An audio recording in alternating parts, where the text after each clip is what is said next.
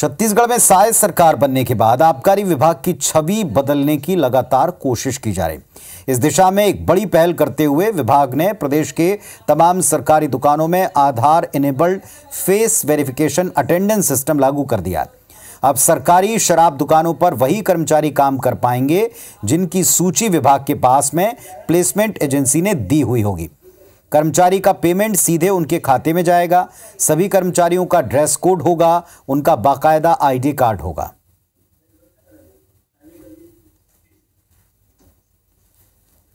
हमने अपने दुकानों में जो काम करते चीफ सुपरवाइज़र और सेल्समैन और मल्टीपर्पज़ वर्कर और सिक्योरिटी गार्ड सबको जो है यूनिफॉर्म और अपने लिए नेम सहित जो है उसका आईडी कार्ड लेके आए थे।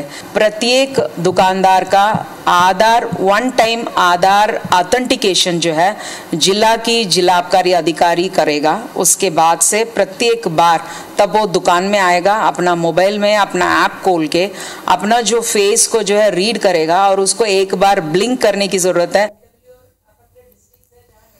और इस वक्त ज्यादा जानकारी के लिए राजेश हमारे सहयोगी हमारे साथ में जुड़ गए हैं। राजेश, पहले भी आबकारी विभाग कभी नीति को लेकर, कभी सिस्टम को लेकर, खामियों को लेकर कई बार निशाने पर रहा है। अब ये जो नई व्यवस्था है इसमें किस तरह दुरुस्त किया जाएगा, प्लान क्या है?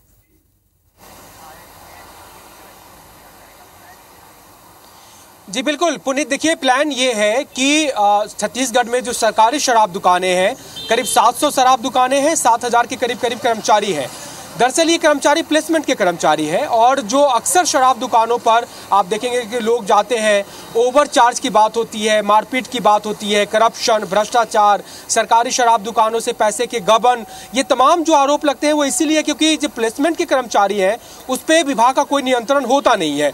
अमूमन होता ये है कि प्लेसमेंट वाले सरकार को बताते हैं कि अमुक नाम का आदमी वहाँ पर काम करेगा, लेकिन एक्चुअल में उसकी जगह कोई दूसरा होता है जो आपराधिक प्रवृत्ति का होता है, वो वहाँ पर ज़्यादा वसूली करता है, मारपीट करता है। प्लेसमेंट के कर्मचारी को पूरा वेतन नहीं मिलता है, उनका ओवर टाइम का पैसा नहीं मिलता है। ये जो तमाम तरीके के मिस प्रैक्टिसेस थे जिसके चलते यहाँ पे करप्शन होता था।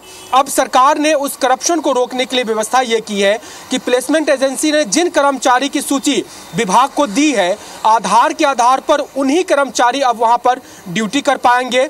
जब वहाँ पर जाएंगे तो एक मोबाइल बेस्ड एप्लीकेशन सभी को दिया गया है, वो वहाँ पर ऑनलाइन प्रेजेंटेशन देंगे, अटेंडेंस लगाएंगे अपना फेशियल रिकॉग्निशन से, और जो शराब दुकानों का लॉन्गिट्यूड और लॉगिट्यूड है उसको वहाँ पर फ्रीज किया गया है। यानी एक्चुअल कर्मचारी शराब दुकान पहुंचेगा, वहां से वो ऑनलाइन अटेंडेंस देगा, इसमें अब कोई गोलमाल नहीं हो सकेगी। ऑनलाइन अटेंडेंस रहेगा आने का और जाने का। इससे ये तय हो जाएगा कि वो कितने घंटे काम किया, कितने घंटे की ओवर ड्यूटी की, और उसकी पूरी बिलिंग ऑनलाइन हो जाएगी। सरकार उस पर नियंत्रण रखेगी। इससे कर्मचारियों को, जो छत्तीसगढ़ के लोकल कर्मचारी है, उनको पूरे पैसे मिलेंगे। जब पूरे पैसे मिलेंगे तो भ्रष्टाचार नहीं करेंगे, और चूंकि वही कर्मचारी काम करेंगे जिसकी सूची विभाग के पास है, कोई गुंडे आपराधिक तत्व के लोग आकर के वहां काम नहीं कर पाएंगे। पहले हम कह सकते हैं कि शराब की दुकानों पर जितनी भी धांधलियां थी, कर्मचारियों के द्वारा गड़बड़ियों की शिकायतें थी, उस पर लगाम कसने की तैयारी है। देखते हैं कितना जमीन पर प्रैक्टिकली कारगर रहेगा ये तरीका। बहुत शुक्रिया राजेश आपका इस पूरे अपडेट के लिए।